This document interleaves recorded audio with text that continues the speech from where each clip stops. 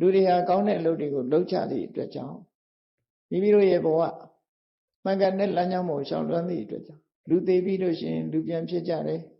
နတ်ပြည်ရောက်ကြတယ်တရားကျင့်လို့ဗြဟ္မပြည်ရောက်ကြတယ်ဆိုတဲ့အစစ်မြင့်တဲ့ဘဝတွေကိုလည်းပဲရောက်ရှိကြတာဖြစ်တယ်ဓမ္မရတနာ channel မှာကြိုဆိုပါရခင်ဗျာတရားတော်များကိုနေ့စဉ်ည9:00 နာရီခွဲချိန်တိုင်းပုံမှန်တင်ဆက်ပေးနေတာဖြစ်လို့နာယူနိုင်ဖို့ channel လေးကို subscribe လုပ်ထားပေးပါဦးခင်ဗျာ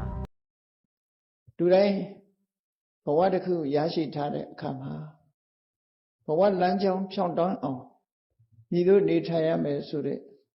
အသိဉာဏ်ဟာအမြဲတမ်းအရေးကြီးတာပဲဖြစ်တယ်ဘဝရထားတိုင်းလမ်းကြောင်းမှန်တာမဟုတ်လို့မမှန်ကန်တဲ့လမ်းကြောင်းပေါ်ရောက်သွားတဲ့သတ္တဝါတွေဟာဆင်းရဲဒုက္ခမျိုးစုံနဲ့ကြုံတွေ့ကြမှန်ကန်တဲ့လမ်းကြောင်းပေါ်ရောက်ရှိလာတဲ့သတ္တဝါတွေကြတော့ချမ်းသာဒုက္ခရရှိကြတယ်ကိုယ့်ရဲ့မျက်မြင်အောက်မှာပဲစဉ်းစားကြည့်လိုက်လောကမှာသတ္တဝါမျိုးစုံရှိတယ်ပေါ့လူတွေကိုယ်တိုင်မျက်စိနဲ့မြင်နေကြတဲ့သတ္တဝါတွေကိုပြောမယ်ဆိုလို့ရှိရင်လူသားသတ္တဝါတွေကဘာမှာတန်ပေါင်း9000ကျော်ဒီကနေ့အလုံးတွေ့ရှိနိုင်တဲ့လူသားတွေဒါဟာသက်ရှိသတ္တဝါတွေပဲလူနဲ့မတူတဲ့လူတွေနှိမ့်ကြတဲ့တောရိုင်းတိရစ္ဆာန်သတ္တဝါတွေလူတွေတွေ့ရတဲ့သတ္တဝါမျိုးတွေတိရစ္ဆာန်သတ္တဝါဆိုတဲ့အထဲမှာကုန်းသတ္တဝါတွေရှိတယ်လို့ရေသတ္တဝါတွေလည်းရှိတိရစ္ဆာန်ဘဝဟာအလွန်မျိုးစုံတဲ့ဘဝဖြစ်တယ်အမျိုးအစားပေါင်းအလွန်များတဲ့အပြင်တစ်မျိုးတစ်မျိုးမှလည်းပဲသူခြားကွဲလွဲမှုတွေများစွာရှိလူတွေဟာဒေသအလိုက်လူမျိုးတို့ဘာသာစကားတို့ကွဲပြားကြတော့လည်းပဲတိရစ္ဆာန်တွေလောက်ဒီသူတို့ရဲ့အသွင်သဏ္ဍာန်တွေဟာကွဲပြားခြားနားမှုတိရစ္ဆာန်တွေလိုမျိုးမစုံဘူးလို့ဆိုအောင်ဘာကြောင့်လို့ဆိုရင်လူတွေထဲမှာအတောင်ပေါက်ပြီးကောင်းကင်ပြန်တဲ့လူမရှိဘူးလေနော်အတောင်ပေါက်ပြီးကောင်းကင်ပြန်တဲ့လူမရှိသလိုပဲငါးတွေလိုဘဟက်တွေထွက်တဲ့လူလည်းမရှိဘူးရေကူးတဲ့လူလည်းမရှိဘူးလူဆိုလို့ရှိရင်တော့အလုံးဟာတူညီတဲ့ပုံသဏ္ဍာန်ရှိတယ်သို့တော့မတူညီတာကတော့အသားအရောင်ကွဲပြားခြားနားမှုတွေမတူညီကြမတူညီတဲ့အချက်တွေလူတွေမှာရှိတယ်လူမျိုးအလိုက်အသားအရောင်ကွဲပြားခြားနားမှုသပင်အရောင်ကွဲပြားခြားနားမှုမျက်လုံးအရောင်ကွဲပြားခြားနားမှုဒီကွဲပြားခြားနားမှုတွေကဂျင်းလို့ခေါ်တဲ့ဗီဇနဲ့သက်ဆိုင်တယ်လို့သူတို့ပြောရမှာဖြစ်တယ်တခြားကွဲပြားခြားနားမှုတွေကတော့လူချင်းတူတော်လဲမတူညီတဲ့အချက်တွေများစွာရှိတယ်ဆိုတာသတိထားကြည့်ဖို့ဘာမတူတာတုံးလို့ဆိုလူမျိုးတစ်မျိုးတည်းမှာတယ်မယ်ခုမြန်မာနိုင်ငံမှာရှိတဲ့မြန်မာလူမျိုးတွေပဲကြည့်တချို့ကအသက်ရှည်တယ်တချို့ကအသက်တိုးတယ်တချို့ကကျန်းမာတယ်တချို့ကယောဂများတယ်တချို့ကအသိဉာဏ်ထက်မြက်တယ်တချို့ညာအသိဉာဏ်မထက်မြက်ဘူးတချို့က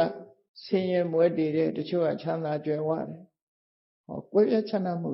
တချို့ကရုပ်အစင်းလှပတယ်တချို့ကရုပ်ဆိုးအကြည့်တန်ဟောလူတွေဟာမျိုးရိုးဗီဇတူတာတောင်မှပဲကွဲပြားခြားနားမှုတွေများစွာရှိတယ်ပေါ့အဲ့ဒီကွဲပြားခြားနားမှုတွေဘာကြောင့်ဖြစ်နေရသလဲလူတွေနဲ့တိရစ္ဆာန်တွေရဲ့ကွဲပြားခြားနားမှုဆိုတာအလွန်ကြီးမားတယ်ပေါ့လူသတ္တဝါတွေနဲ့တိရစ္ဆာန်သတ္တဝါတွေဟာအလွန်ကိုကွဲပြားခြားနားတယ်တိရစ္ဆာန်ဆိုတာခြုံကုန်ပြီးပြောလိုက်တဲ့အခါမှာတိရောအင်စိတံတိရစ္ဆာနာတိရစ္ဆာနာဆိုတဲ့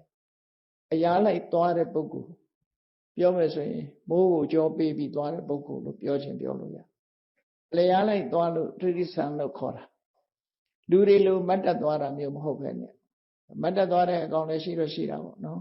ငှက်တွေတဲ့တောင်မှမတ်တက်သွားတဲ့ပင်ကွင်းဆိုတဲ့ငှက်ရှိသေးတာပဲအဲ့တော့များအဖြစ်တိရစ္ဆာန်ဆိုလို့ရှိရင်အရာလိုက်သွားကြတာတွေကများတယ်အဲ့တော့တိရစ္ဆာန်ဆိုတာလည်းသတ္တဝါပဲလူဆိုတာလည်းသတ္တဝါပဲသက်ရှိလောကကြီးမှာကြည့်မယ်တိရစ္ဆာန်ဆိုတာအမျိုးကိုစုံနေတာကောင်းကင်ပြန်နိုင်တဲ့ငှက်တွေရှိတယ်ကောင်းကင်မပြန်နိုင်တဲ့ငှက်ရှိတယ်ရေကူးရတဲ့ငှက်ရှိတယ်ငှက်ထဲမှာလည်းပဲအမျိုးစုံလောက်ကင်စားတော့တဲ့ငှက်တွေ တချို့ငှက်ကရေထဲမှာကျက်စားတယ်တချို့ငှက်ကကောင်းကင်မှာကျက်စားတယ်တချို့ငှက်ကမြေပြင်ပေါ်မှာနေတဲ့ငှက်တွေရှိငှက်ဆိုတိုင်းပြန်တာတော့မဟုတ်ဘူးမပြန်တဲ့ငှက်တွေရှိသေးတယ်နော်ငှက်ကလအုပ်ဆိုတဲ့အကောင်တွေကပြန်နိုင်တာမဟုတ်ဘူးအဲ့ဒါလို့ငှက်မျိုးနွယ်ပုံစံတူလို့မျိုးခေါ်ကြတော့လည်းပဲကွဲပြားခြားနားမှုတွေများစွာရှိရေထဲကငါးတွေနဲ့လူတွေကနာမည်လျှောက်ပေးကြတာဒါကတော့ငလူးတဲ့ဒါငလဲနဲ့လျှောက်ပြီးတော့လူတွေဟာငကလဲတို့ငခုတို့နော်ငပြေမတို့အကလိုလူတွေကလျှောက်ပြီးနာမည်ပေးထားတဲ့ဟာဒီငါးတွေဆိုလည်းအများစွာရှိတယ်ပင်လယ်ထဲမှာဆိုရင်ရေသတ္တဝါတွေမြောင်များစွာရှိတယ်အဲ့ဒါလို့တတ္တလောကကြီးတစ်ခုလုံးဟာထူးဆန်းအံ့ဩဖွယ်ရတယ်ဒီလိုဖြစ်ပြီးတော့နေတာဒီသတ္တဝါတွေဟာသိဆုံးသွားပြီးတဲ့အခါမသိဆုံးတဲ့သတ္တဝါဆိုတာမရှိဘူးသိဆုံးပြီးသွားတဲ့အခါမှာဘုံတဘဝကနေပြီးတဘဝကိုပြောင်းလဲပြီးတော့သွားကြတာဖြစ်တယ်မြတ်စွာဘုရားရဲ့အဆုံးအမတရားတော်အရဆိုရင်လူဆိုတာသတ္တဝါတစ်မျိုးပဲဖြစ်သည့်အတွက်ကြောင့်လူသိသွားလို့ရှိရင်လည်းပဲလူလည်းဖြစ်နိုင်တယ်တိရစ္ဆာန်လည်းဖြစ်နိုင်တယ်နော်ငရဲလည်းကြားနိုင်တယ်ပြိတ္တာလည်းဖြစ်နိုင်တယ်ပြိတ္တာကသိပြီးတော့လည်းလူဖြစ်နိုင်တယ်တိရစ္ဆာန်ကသိပြီးတော့လည်းလူဖြစ်နိုင်တယ်သို့သော ratio နဲ့တွက်မယ်အတိုင်းအတာတစ်ခုကြီးဘယ်ကများတယ်လဲလို့တွက်မယ်ဆိုရင်လူသိပြီးလူပြန်ဖြစ်တဲ့လူကအလွန်နည်းတယ်လူသိပြီးနတ်ပြည်ဖြစ်တဲ့လူကအလွန်နည်းတယ်လူသိပြီးတော့အောက်ရှိုးပြီးငရဲကြတဲ့ပုဂ္ဂိုလ်တိရစ္ဆာန်ဖြစ်တဲ့ပုဂ္ဂိုလ်ပြိတ္တာဖြစ်တဲ့ပုဂ္ဂိုလ်ကပိုများတယ်လို့ဆိုလောကမှာဘုရားပွင့်လာတဲ့အခါမှာဘဝလမ်းချောင်းဖြောင့်တန်းသွားပြီဆိုတဲ့အခါလူတွေဟာကောင်းတဲ့အလုပ်တွေကိုလုပ်ကြသည့်အတွက်ကြောင့်မိမိတို့ရဲ့ဘဝမှန်ကန်တဲ့လမ်းကြောင်းပေါ်ရှောင်လွှမ်းသည့်အတွက်ကြောင့်လူသေးပြီးလို့ရှိရင်လူပြန်ဖြစ်ကြတယ်နတ်ပြည်ရောက်ကြတယ်တရားကျင့်လို့ဗြဟ္မပြည်ရောက်ကြတယ်ဆိုတဲ့အဆင့်မြင့်တဲ့ဘဝတွေကိုလည်းပဲရောက်ရှိကြတာဖြစ်တယ်ပေါ့လောကမှာဖျားမပွင့်တဲ့အခါနဲ့ဖျားပွင့်တဲ့အခါမှာအမြဲတမ်းကွာခြားလူပြည်လူလောကမှာလည်းပဲစဉ်းစားကြည့်စီးပွားရေးကောင်းတဲ့အခါရှိတယ်လို့စီးပွားရေးမကောင်းတဲ့အခါရှိတယ်ပညာကောင်းတဲ့အခါရှိတယ်လို့ပညာရေးမကောင်းတဲ့အခါလည်းရှိတယ်တိုင်းပြည်တစ်ပြည်ဟာစစ်တွင်းကြားရောက်နေပြီဆိုရင်အဲ့ဒီတိုင်းပြည်ဟာဆင်းရဲဒုက္ခတွေနဲ့ကြုံပြီးတော့စီးပွားရေးတွေပြည့်ကြတယ်ပညာရေးတွေပြည့်ကြတယ်အကုန်လုံးဟာဆုံးရှုံးနေတာမှုတွေနဲ့ကြုံကြတယ်။တာယာဝါပြောပြီးငြိမ်းချမ်းသာယာနေပြီအေးချမ်းနေတယ်တိုင်းပြည်မှာငြိမ်းချမ်းရေးရနေတယ်ဆိုတဲ့အချိန်မှာစစ်ဘေးစစ်ရန်အန္တရာယ်တွေမရှိဘူးဆိုတဲ့အခါပညာရေးကလည်းတိုးတက်ကြတယ်စီးပွားရေးကလည်းတိုးတက်ကြတယ်ဆိုမတူညီတဲ့အနေအထားမျိုးတွေဟာများစွာရှိတယ်။အဲ့ဒါလိုပဲလောကမှာဘုရားပွင့်ပြီဆိုရင်လူတွေဟာမှန်တရားကိုသိရှိနားလည်ပြီးကုသိုလ်ကောင်းမှုတွေကိုလုပ်ကြသည့်အတွက်ကြောင့်သိတဲ့အခါမှာနတ်ပြည်ဖြစ်ကြတာများတယ်။ဒါကြောင့်မို့တရားမင်းကြီးကနေပြီးတော့နတ်သဘင်အစည်းအဝေးမှာဒီနတ်တွေမှာစတုမာရိနတ်မင်းကြီးတွေကတာဝန်ပေးထားတဲ့လူပြည်မှာရှိကြတဲ့ဘုံမစိုးနတ်လို့ခေါ်တယ်လူတွေနဲ့ဒီနေထိုင်ရခြင်းတူညီတဲ့လူပြည်လူလောကမှာလူတွေနဲ့အနိကဆုံးနေကြတဲ့ဘုံမစိုးနတ်တွေကနေပြီးလူပြည်လူလောကမှာနေကြတဲ့ပုဂ္ဂိုလ်တွေဟာကောင်းတဲ့လုပ်ကိုလုပ်ကြရလားနော်အမေဖေကိုယုသိလေးစားကြရလားအမေကိုပြုစုကြရလားအဖေကိုပြုစုကြရလားသမဏဗြဟ္မဏလို့ဆိုရယ်သူတော်ကောင်းတွေအတွက်ကောင်းကျိုးလုပ်ကြရလားကိုချင်းသီလထိမ့်သိမ့်ဆောက်ရှောက်ကြရလားလို့ဆိုတာတွေကိုကြည့်လောကလူတွေဟာမိမိတို့ရဲ့ကျေးဇူးရှင်မိခင်ဖခင်တွေကိုယုသိလေးစားပြုစုကြပြီဆိုရင်တည်တဲ့အခါမှာကောင်းရာသူတွေရောက်ကြဒါနကောင်းမှုတွေလုပ်ကြတယ်ကိုချင်းသီလတွေထိမ့်သိမ့်ဆောက်ရှောက်ကြတယ်ဆိုလို့ရှိရင်လေနတ်ပြည်ကိုရောက်ကြရမယံခံလူတွေဟာမိဘကိုပြစ်ထားတယ်မိဘကိုစော်ကားတယ်ကုသိုလ်ကောင်းမှုတွေကိုမလုပ်ကြဘူးအဲ့ဒါလိုနေတဲ့အခါမှာနတ်ပြည်မှာနတ်သားအသစ်တွေရောက်လာခြင်းမရှိဘူးတဲ့လူတွေဟာပဲရောက်ကုန်လို့ဆိုရင်တိရစ္ဆာန်ဘုံအရောက်များတယ်ငရဲပြည်ရောက်များသွားတယ်ပြိတ္တာဘုံရောက်များတော့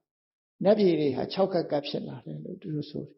ဘုရားပွင့်တဲ့အခါကျတော့မြတ်စွာဘုရားရဲ့အဆုံးအမကိုရသည့်အတွက်ကြောင့်လူတွေဟာတရဏဂုံသီလကိုစောင့်တည်ကြတယ်ဒါနကောင်းမှုကိုပြုကြတယ်မိဘကိုပြုစုလို့ကြွေးကြတယ်ဘုရားရဲ့အဆုံးအမတိုင်း လိုက်နာကျင့်သုံးကြတဲ့အတွက်ကြောင့်နတ်ပြည်တွေမှာနတ်ဥယျာဉ်တွေတိုးတက်ပြီးတော့စီကားများပြားလာတယ်လို့သူတို့ဆိုအဲ့တော့လူပြည်ကကောင်းရင်ကောင်းတော့နတ်ပြည်မှာစီကားတယ်လူပြည်ကလူတွေရဲ့ကိုချင်းတရားပြပြသွားပြီဆိုရင်နတ်ပြည်မှာနတ်ဥယျာဉ်တွေဟာယောပါသွားတယ်လို့သူတို့ဆိုလူပြည်မှာလူဥယျာဉ်ယောပါတာတော့စစ်ဖြစ်လို့တေကြလို့နော်လူဥယျာဉ်ယောပါတာလူတွေဟာစစ်ဘေးစစ်တမ်းကြောင့်သေဆုံးသွားကြတယ်သေဆုံးသွားကြလို့သို့မဟုတ်ယောဂဝေဒနာဖြစ်ပြီးတော့သေဆုံးသွားကြတယ်မြန်မာပြည်လွတ်လပ်ရေးရကစားဆိုရင်ပလိတ်ဆိုတဲ့ယောဂဖြစ်ဖူးတယ်မြန်မာပြည်ပလိတ်ယောဂဖြစ်ပြီးဆိုရင်တခါတလေရွာလုံးကျွတ်လောက်သေသွားတာဟိုအိမ်ကလည်းသေဒီအိမ်ကလည်းသေအဲ့တော့သေဆုံးမှုတွေအလွန်များတယ်ကာယောဂဆိုတာအခုခေတ်တောင်မှရမယံခါပေါ်လာတဲ့ H5N1 တို့နော်အဲ့ဒါမျိုးတွေကုသယောဂမျိုးတွေဖြစ်ပေါ်လာတယ်ဆိုရင်သေဆုံးတဲ့ပုဂ္ဂိုလ်တွေကများလာဒီကနေ့ခေတ်မှာတော့ဒီလိုကံယောဂတွေကိုထိမ့်ချုပ်ထားနိုင်တဲ့အနေအထားရှိသည့်အတွက်ကြောင့်လူတွေဟာအဲ့လောက်ကြီးဒီသေဆုံးကြတာမရှိဘဲနဲ့အသက်ရှည်လာကြတယ်သို့တော်လည်းစစ်ဘေးစစ်ရအန္တရာယ်တွေနဲ့ကြုံပြီဆိုရင်ဒီကနေ့ခေတ်ပေါ်တဲ့လက်နက်ကြီးတွေနဲ့လူတွေဟာသေဆုံးကြတာတွေအများကြီးပဲနော်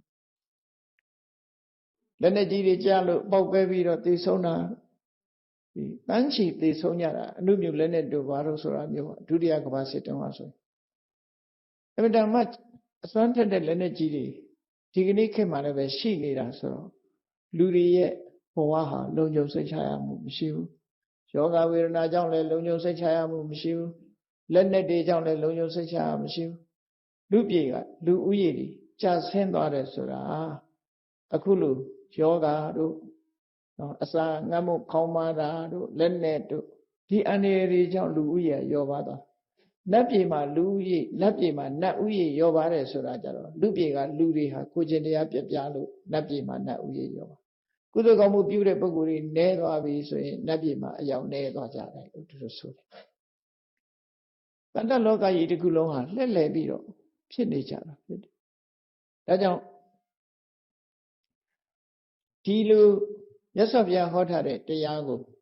ကြည့်ရှုသုံးသပ်ပြီးတော့တရားအချင်းချင်းတဦးနဲ့တူအကျဉ်းတရားထားဖို့အမတ္တမှကောင်းတယ်ပေါ့နော်သူလည်းတရားကိုလည်းတရားဆိုပြီးအကျဉ်းတရားထားပြီး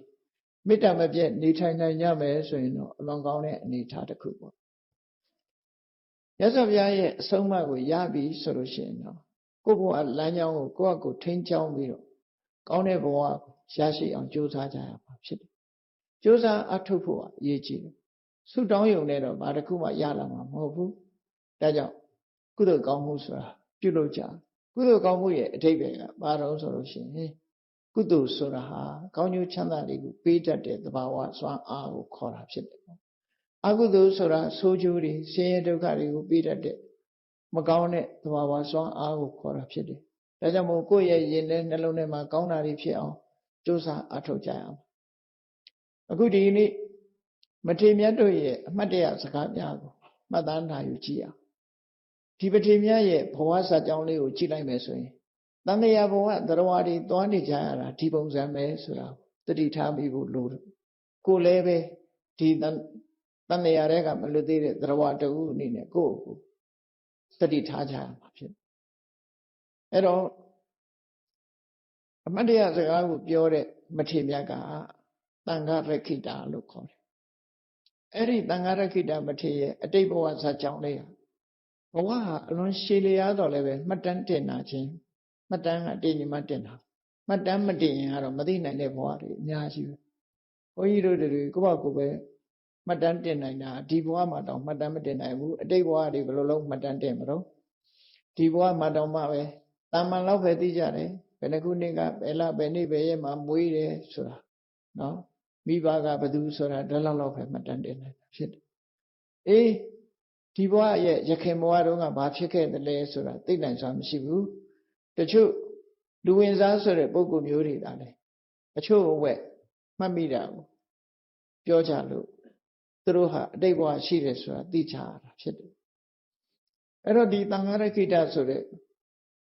မထေမြတ်ရဲ့အတိတ်ဘဝကိုမှတ်တမ်းတင်ထားတာနဲ့ပြောရမယ်ဆိုရင်ဒီကဘာကဗတ္တကဘာလို့ခေါ်တယ်ဖျားငါးစုပွင့်တဲ့ကဘာမို့အကောင်းဆုံးကဘာဗတ္တဆိုတာမင်္ဂလာအရှိဆုံးအကောင်းဆုံးကဘာ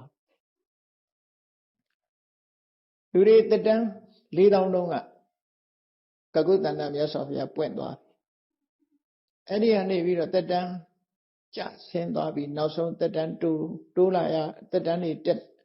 အသက်တွေရှည်လာပြီးတဲ့နောက်ပြန်ပြီးတော့အသက်တွေဆုပ်ယုပ်လာဆုပ်ကတ်တက်ကတ်လို့ခေါ်ဆုပ်လာပြီးရင်ပြန်တက်တယ်အတက်နဲ့အကျဟာအမြဲတမ်းရှိနေတယ်လူလောကမှာဘာကြောင့်အတက်အကျရှိနေတာလဲလို့ဆိုရင်လူတွေရဲ့စိတ်နေသဘောထားပေါ်မှာမူတည်လူတွေရဲ့ကိုယ်ချင်းတရားနဲ့သက်ဆိုင်တယ်လူတွေကိုယ်ချင်းတရားကောင်းပြီဆိုရင်အတက်ဘက်ကိုသွားလူတွေကိုယ်ချင်းတရားပြက်ပြားလာပြီဆိုရင်အဆင်းဘက်ကိုသွားအဲ့တော့ဖျားပွင့်တယ်ဆိုတာလူတွေကိုယ်ချင်းတရားပြက်ပြားလာတဲ့အခါမှာအသက်တန်တိုးလာတဲ့အချိန်ပိုင်းမှာဘုရားပွင့်တယ်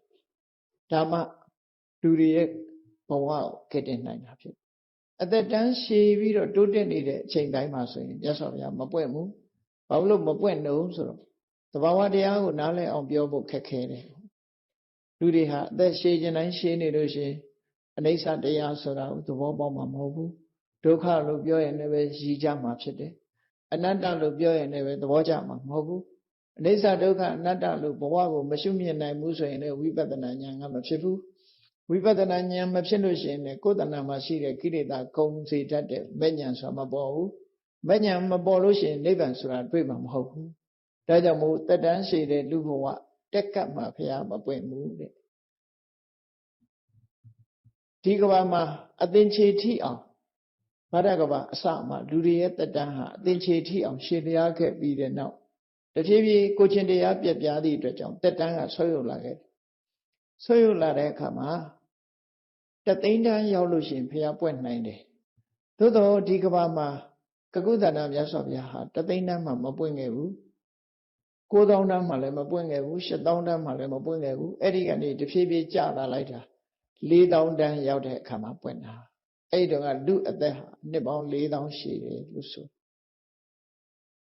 ကကုသန္တမြတ်စွာဘုရားပွင့်ပြီးတဲ့အခါမှာလူလောကကြီးကိုလမ်းမှန်ကိုဖော်ထုတ်ပြီးမြတ်စွာဘုရားဟာချိန်တန်တော့ပြိဋိဘံစံသွားတယ်အဲ့ဒီနောက်လူလောကလူတွေဟာတဖြည်းဖြည်းကျဆင်းလာပြီးစနစ်တန်းထီအောင်ရုပ်ရည်ကျဆင်းသွားပြီးလူတွေဟာပျောက်ကွယ်သွားတော့ဆင်းရဲဒုက္ခတွေကြုံတွေ့ရပြီးတဲ့အခါမှာ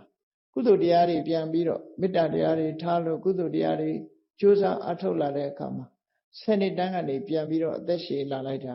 အသင်္ချေတန်းထိပြန်ရောက်သွားပြန်တယ်ပေါ့ဆုတ်ကတ်တက်ကတ်ဆိုတာအလွန်ကြာတယ်ပေါ့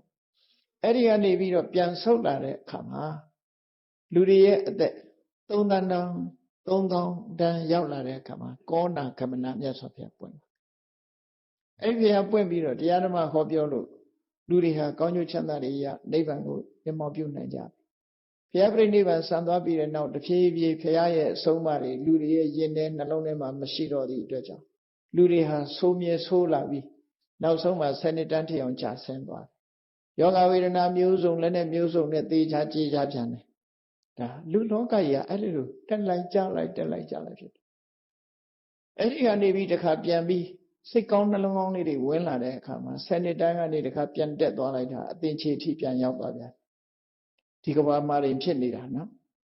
အဲ့ဒီကနေအသင်္ချေတန်းရောက်သွားတဲ့အခါမှာလူတွေရဲ့ကိုယ်ချင်းတရားပြည့်ပြားမှုကြောင့်တဖြည်းဖြည်းရောပါလာလိုက်တာအသက်တသိန်းတန်းကနေပြီးရောကြလာပြီးအသက်2000တန်းရောက်တဲ့အခါမှာကတ္တဗမြတ်စွာဘုရားဆိုပွင့်ပြန်ဟောဆုတ်ကတ်မှပွင့်တယ်ကတ္တဗမြတ်စွာဘုရားပွင့်သွားပြီကတ္တဗမြတ်စွာဘုရားရဲ့သာသနာလူတွေဟာကောင်းကျိုးချမ်းသာတွေရရှိခံစားကြပြီးဘုရားပြိဋိဘံစံသွားတဲ့အခါမှာ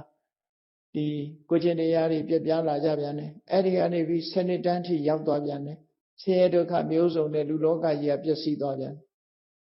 အေးစိတ်ကောင်းနှလုံးကောင်းလေးတွေဝင်ပြီးတော့မေတ္တာလေးတွေတူနဲ့တူထားကြပြန်တဲ့အခါမှာအသက်ကပြန်ရှည်လာကြပြန်အသင်္ချေတန်းမရေမတွက်နိုင်တဲ့အသက်တွေရှည်သည်ထိအောင်ဘာရကဘာလူတွေဟာတက်လိုက်ကြလိုက်နဲ့အဲ့ဒီလိုသွားရကနေပြီးကိုချင်းတရားပြက်ပြတော့ပြန်ပြီးတော့အသက်တွေတိုးလာပြန်ကြလာတယ်ကြလာလိုက်တာတသိန်းတန်းကနေသောင်းကဏန်းထိရောက်သောင်းကဏန်းမှလည်းဘုရားမပွင့်ဘူးထောင်ကဏန်းရောက်တယ်ထောင်ကဏန်းမှလည်းမပွင့်ဘူးတရားတန်းရောက်တဲ့အခါမှာဂေါရမမြတ်စွာဘုရားပွင့်သွားတယ်ဒီကဘာမှာဘုရားပွင့်တာတွေအားလုံးဟာဆုတ်ကတ်တွေမှာပွင့်တယ်ဘယ်ကဘာပဲဖြစ်ဖြစ်ဘုရားပွင့်တာဟာတသိန်းတန်းနဲ့တရားတန်းမှာပဲပွင့်တယ်ဒီကြားထဲမှာပဲပွင့်တယ်လို့သူဆိုတယ်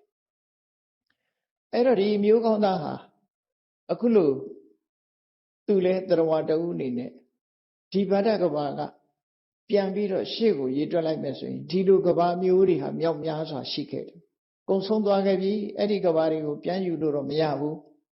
နော်ပြန်ယူလို့မရတာကဘာတွေသာပြန်ယူလို့မရတာမဟုတ်ဘူးမနေ့ကဟာတွေရောပြန်ယူလို့ရသေးလားမရတော့ဘူးမနေ့ကလည်းပြီးသွားပြီလေဒီကနေ့ဖြစ်သွားရင်ပြန်ယူလို့ရတော့တာမဟုတ်တော့အဲ့လိုကဘာတွေမြောက်များစွာကုံဆုံးသွားတဲ့ထက်ပဲဗဒ္ဒကဘာကနေပြန်ရည်တွက်လိုက်တဲ့အခါမှာကဏ္ဍထားလိုက်မယ်ဆိုရင်94ကဘာလို့ပြောရမှာဖြစ်တယ်ဒီကနေပြန်ရည်လိုက်နောက်ဆုံးရည်လိုက်94ကဘာမြောက်အဲ့ဒီ94ကဘာမြောက်မှာသိဋ္ဌထဆိုတဲ့မြတ်စွာဘုရားတဆူတည်းပဲပွင့်တယ်နော်အဲ့ဒီကဘာကဘုရားတဆူတည်းပဲပွင့်တယ်အဲ့ဒီတဆူတည်းပွင့်တဲ့ကဘာမှာဘုရားမပွင့်ခင်ပဲဖြစ်စေသို့မဟုတ်ဘုရားမရှိတော့တဲ့နောက်ပဲဖြစ်ဘုရားမပွင့်ခင်လေးမှာ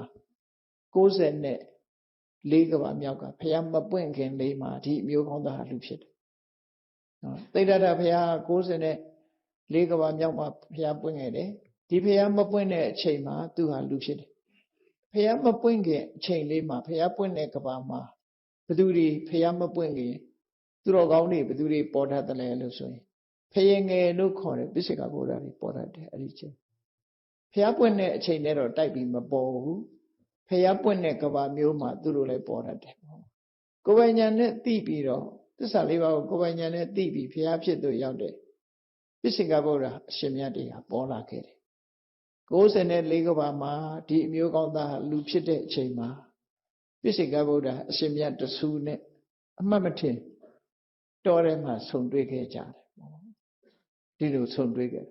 ဘဝတစ်ခုမှာအလှည့်အပြောင်းဆိုတာသူတော်ကောင်းနဲ့ဆုံမိတာနဲ့သူယုံမှနဲ့ဆုံမိတာဒီနှစ်ခုရှိတတ်တယ်အဲ့ဒါကိုပဲဥပနိဒေယပစ္စယောလို့ပြောတာနော်ကောင်းတဲ့လူနဲ့ဆုံမိရင်ကောင်းစားသွားတာမကောင်းတဲ့လူနဲ့ဆုံမိရင်လည်းဒုက္ခများသွားတာရှိတယ်ပေါ့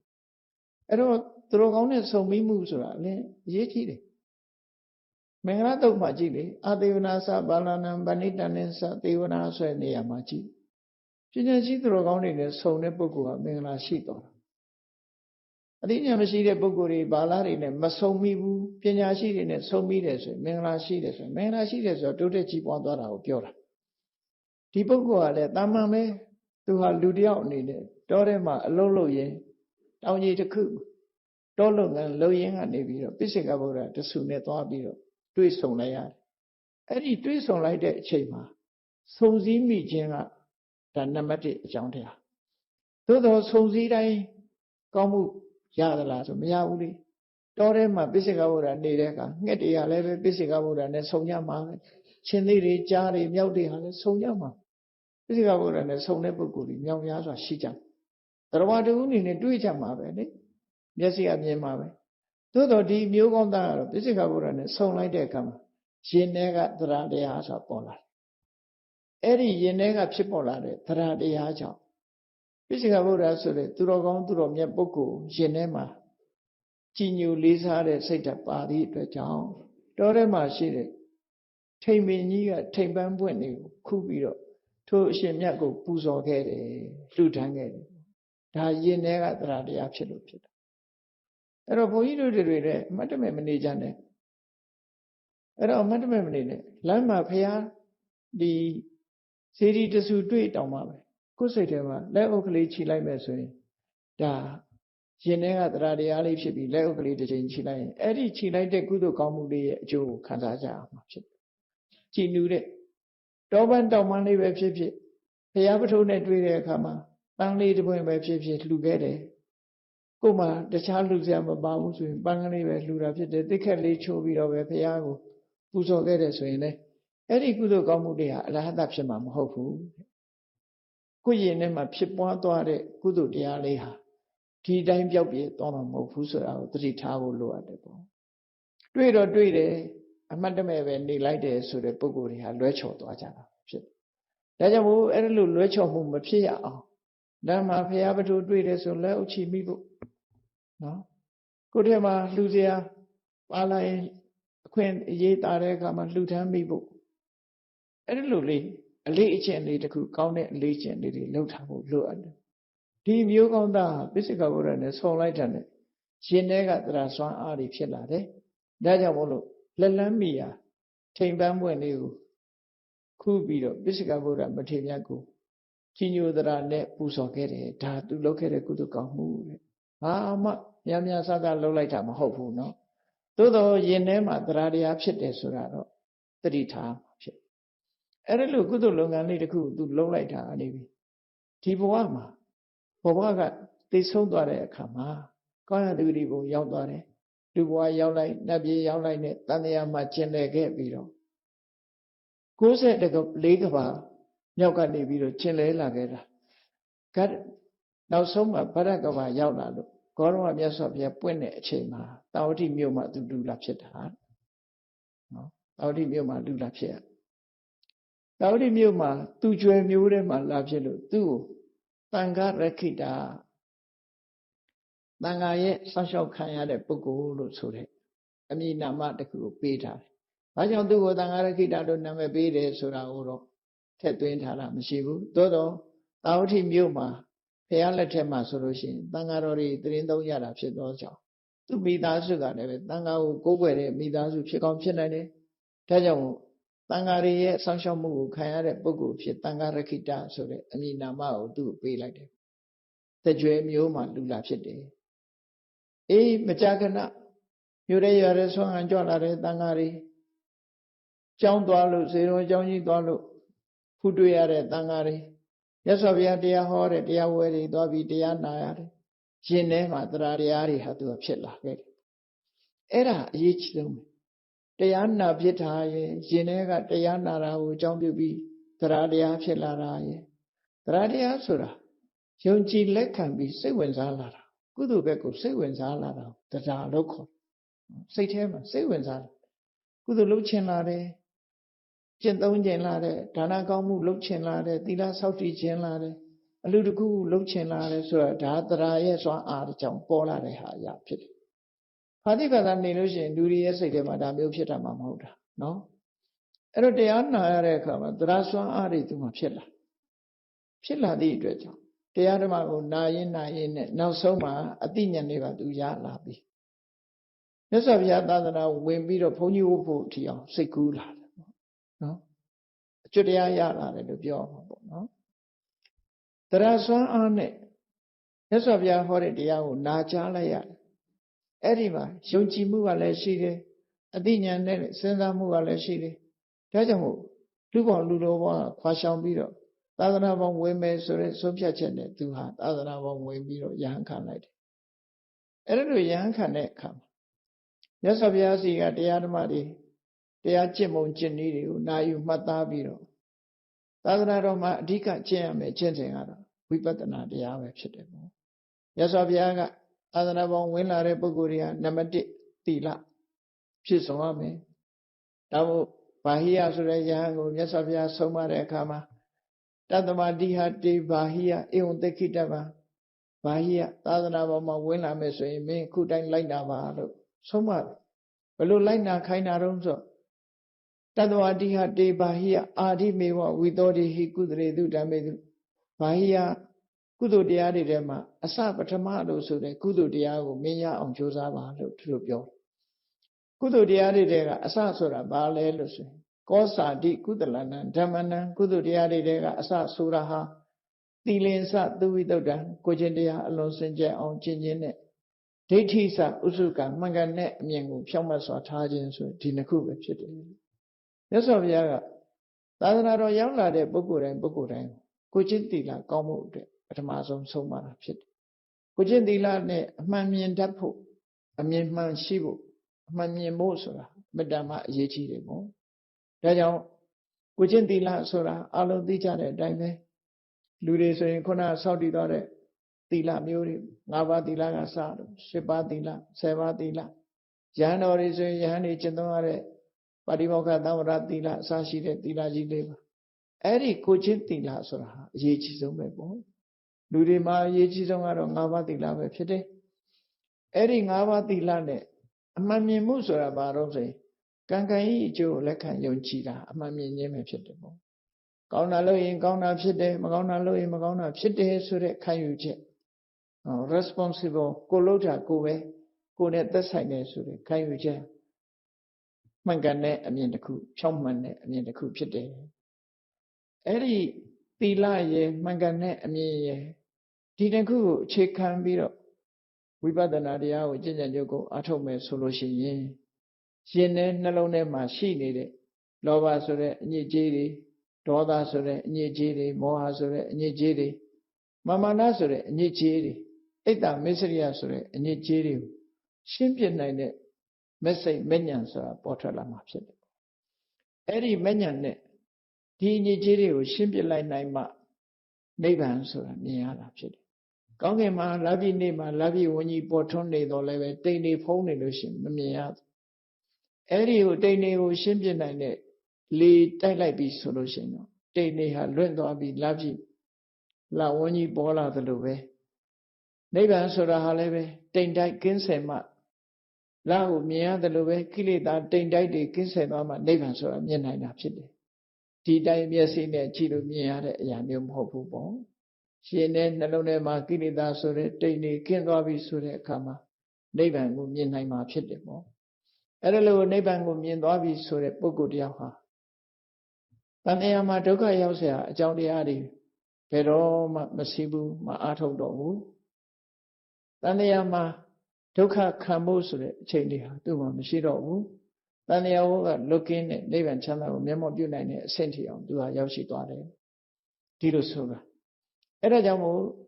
ဒီသံဃာရခိတဆိုတဲ့အမျိုးသားဟာသာသနာပေါင်းဝင်ပြီးတဲ့အခါမြတ်စွာဘုရားဆုံးမတဲ့အတိုင်းဝိပဿနာတရားကိုကျင့်ကြံကြုတ်ကိုအားထုတ်တယ်တောထဲမှာသူသွားပြီးတော့အားထုတ်တယ်အားထုတ်တဲ့အခါမှာအဖော်တစ်ပါးသူနဲ့အတူတကွအဖော်တစ်ပါးယဟန်တစ်ပါးပါတယ်တောရအကြောင်းမှာသွားပြီးတော့အားထုတ်တယ်လူသူမဏီနဲ့တောတဲ့မှာသွားအားထုတ်တယ်တရက်ကြတော့သူ့မှာဘာထူးထူးခြားခြားတစ်ခုတတိပြုမိတယ်ဆိုသူ့ရဲ့တောရအကြောင်းအနီးနားကချုံပုတ်ထဲမှာသမင်မတကောင်ဟာသမင်ကလေးတကောင်မွေးဖွားတဲ့ဟာချုံထဲမှာသမင်လေးတကောင်မွေးဖွားတယ်အဲ့ဒါကိုသူကအမှတ်ထင်နေသိရှိရတယ်အဲ့သမင်လေးမွေးထားတဲ့အခါမှာအဲ့ဒီသမင်မကြီးကအစာရည်စားအမတမခဲရင်တဲ့နေရာမှာသူဝေးလံတဲ့ဒေသသွားမှသူအစာရမှာရေတောက်เสียရှိမယ်အဲ့ဒီနာအစာရည်စားနဲ့အလှမ်းဝေးတဲ့နေရာဖြစ်တယ်သို့တော့အစာစားခြင်းလို့ဝေးလံတဲ့အရက်ကိုသွားမယ်ဆိုရင်ခြုံထဲမှာသူမွေးထားတဲ့သမင်ငယ်လေးကိုစိတ်မချသည့်အတွက်ကြောင့်သမင်မကြီးဟာ50ရဲ့အစာမစားဘဲနဲ့ဒီတိုင်းအငတ်ခံပြီးတော့ဒီနားလေးကမခွာနိုင်ဘူးတဲ့သူသားသမီးရှိတဲ့နေရာကနေမခွာနိုင်တာကို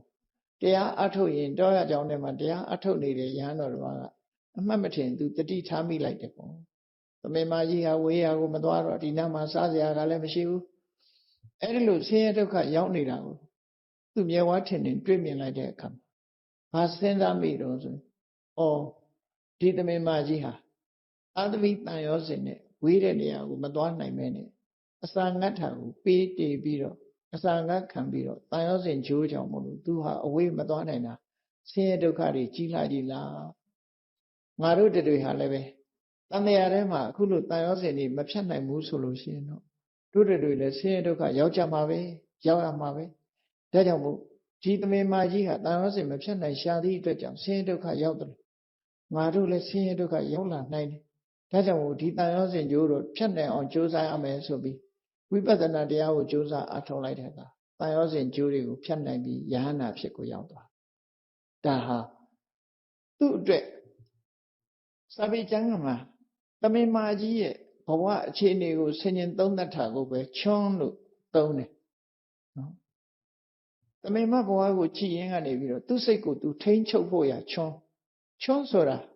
ဆင်ကိုအုပ်ချုပ်တဲ့ဆင်ကိုကင်တဲ့လက်နဲ့ပဲဆင်ကိုကင်တွယ်တဲ့လက်နဲ့ကိုခေါ်တာချွန်းဆိုတာတန်နဲ့လှုပ်ထားတဲ့နော်ကောက်ချွန်းထိချွန်းမြက်နေတဲ့ဆင်ကင်တဲ့ဆင်ဥစကြီးတွေကင်တဲ့ချွန်းကိုခေါ်တာနော်အဲ့ဒီချွန်းကဘလောက်ပဲဆင်ဆိုးချွန်းကင်ထားလို့ရှိရင်ဆင်မော်တက်စီးပြီးတော့ဆင်ရဲ့နှအုံရင်းကိုချွန်းနဲ့ချိတ်ပြီးတော့ကင်ထားလို့ရှိရင်ဆင်ဟာလုံးဝမလှုပ်နိုင်ဘူးဘ မတမနာတဲ့နေရာလို့ဆိုလို့ဒါကြောင့်မို့ဆင်ဟာချွန်းနဲ့ချိတ်လိုက်လို့ရှိရင်ကုန်းអော်တော့တာပဲနော်အမတမနာတဲ့နေရွက်နောက်ပိုင်းမှာအဲ့ဒီချွန်းနဲ့ပေါက်ပြီးတော့ဆင်ဥဒကြီးတွေကဆင်ကိုအနိုင်ယူကြတယ်ပေါ့အဲ့ဒါလိုပဲသမင်မာကြီးရဲ့ဘဝအခြေအနေကိုကြည့်ပြီးတော့သူ့စိတ်ကိုဆုံးမတာအင်ကုတံကတ္တဝါသမင်မာကြီးရဲ့ဘဝကိုသူ့အတွက်စိတ်ဆင်ရိုင်းကိုဆုံးမဖို့ချွန်းတဲ့ဖွဲ့အသုံးချလိုက်တယ်လို့စာထဲမှာဒီလိုတော့နော်လောကလူတွေဟာကိုယ်စိတ်ကိုဆုံးမဖို့ရအတွက်ချွန်းကလေးတွေရှိဖို့လိုတယ်ပေါ့ဆင်ရိုင်းကြီးကိုဆုံးမတဲ့အခါမှာချွန်းနဲ့ထိမ့်ချုပ်တယ်လို့ပဲ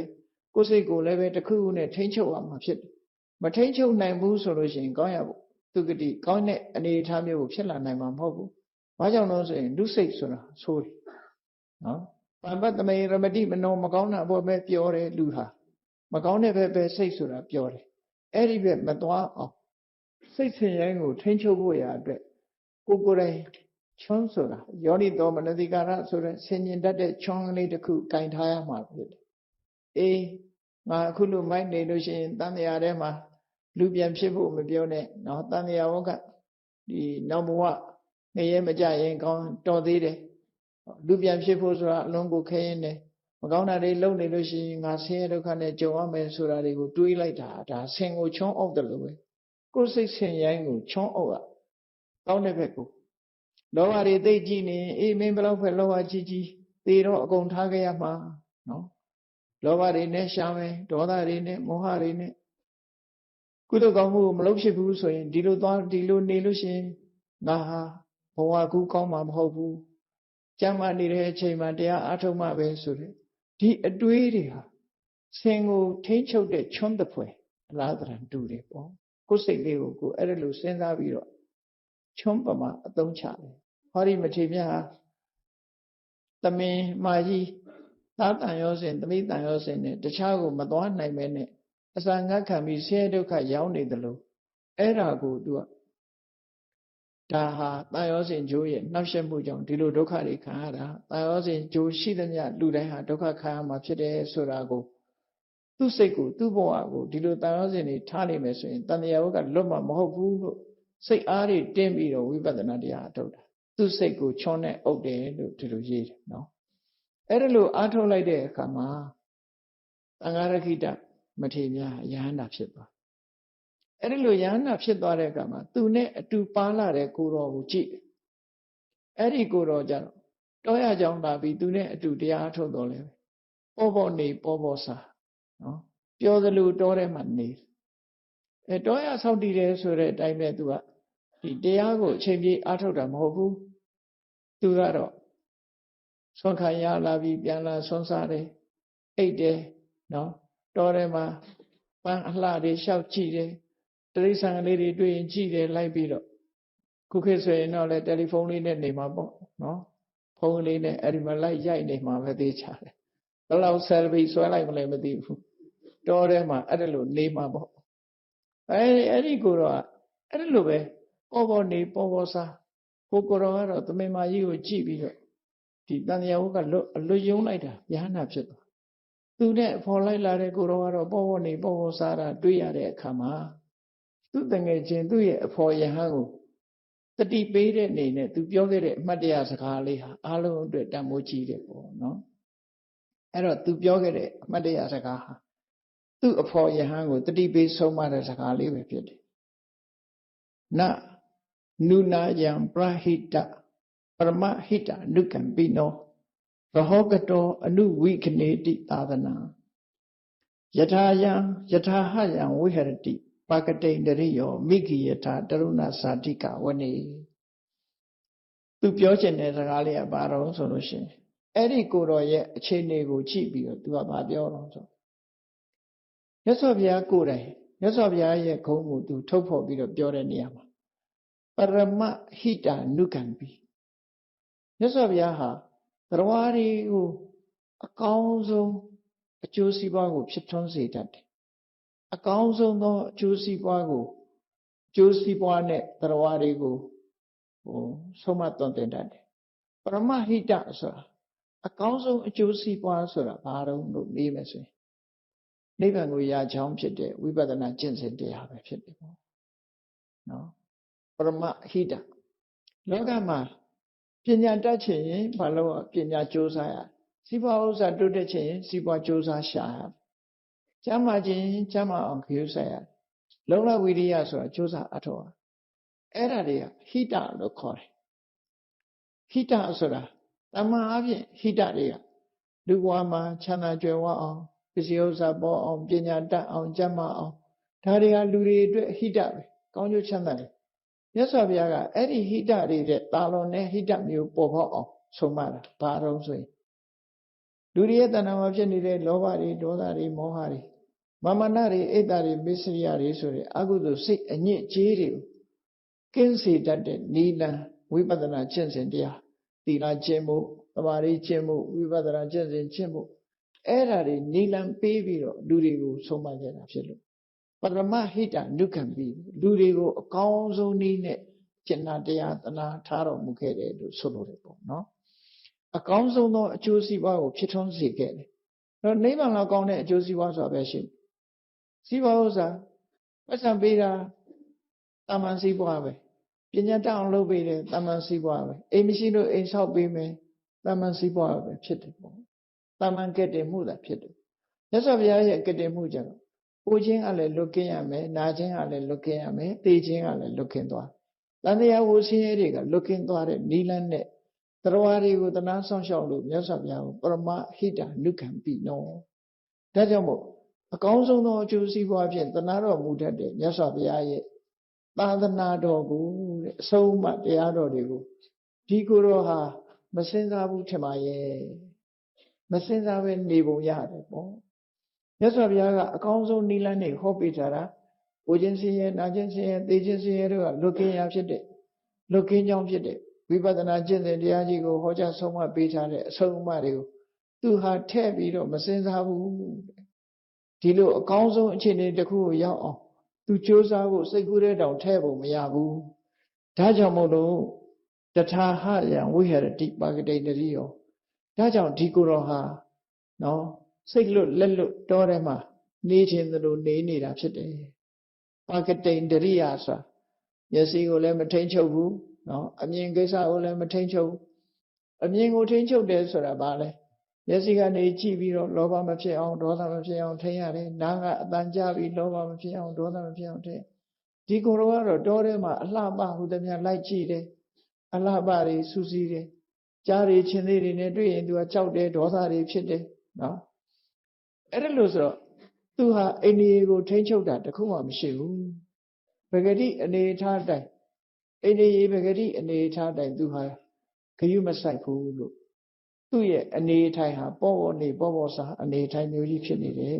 ။ဘာနဲ့တူးနေတယ်လဲလို့ဆိုလို့ရှိရင်သူ့ရဲ့နေတာဟာ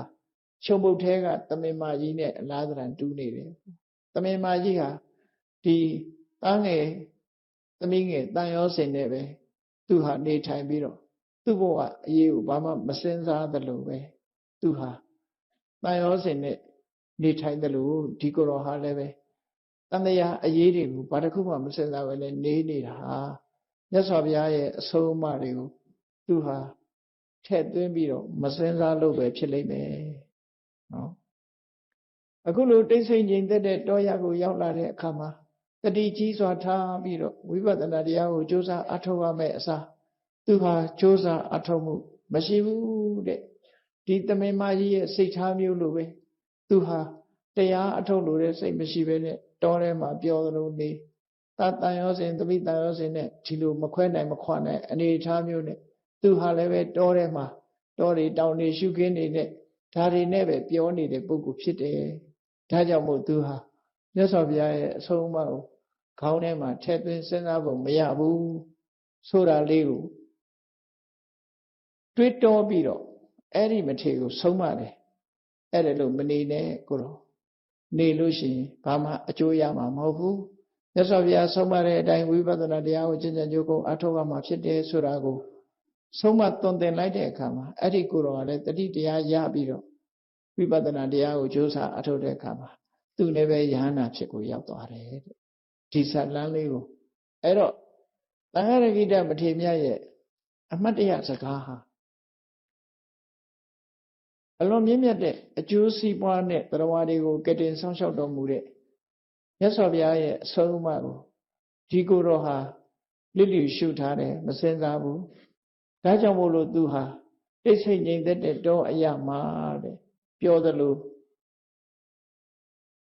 အိန္ဒိယတွေကိုထိန်းချုပ်မှုမရှိဘဲနဲ့ပြောသလိုနေခဲ့တယ်ဟောဒီခြုံပုတ်ထဲကသမင်မာကြီးလိုပဲ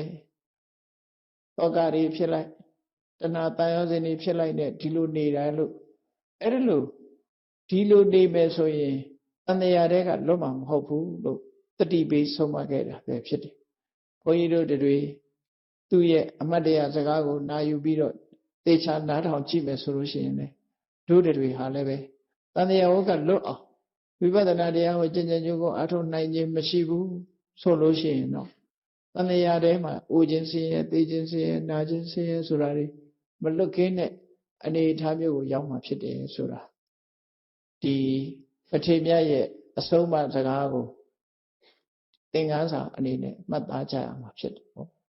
တရားချစ်ခင်သူတော်စင်ပြိဿအပေါင်းတို့ပဋိမြတ်တို့ရဲ့အမှတ်တရစကားများဟာဘဝအတွေ့အကြုံနဲ့ဆက်ဆက်ပြီးတော့ဆုံးမတဲ့စကားတတိပေးတဲ့စကားများတာဖြစ်သောကြောင့်မိမိတို့ဘဝမှာလည်းပဲတန်ဖိုးရှိရှိတို့တွေဘယ်လိုဘဝကိုအသုံးချရမလဲဆိုတာကိုယ်စီသိရှိနားလည်ပြီးတန်ဖိုးရှိတဲ့အနေအထားမျိုးရအောင်မြတ်စွာဘုရားရဲ့အဆုံးအမအတိုင်းကျင့်ကြံကြိုးကုပ်ပွားများအားထုတ်နိုင်ကြပါစေကုန်သတည်း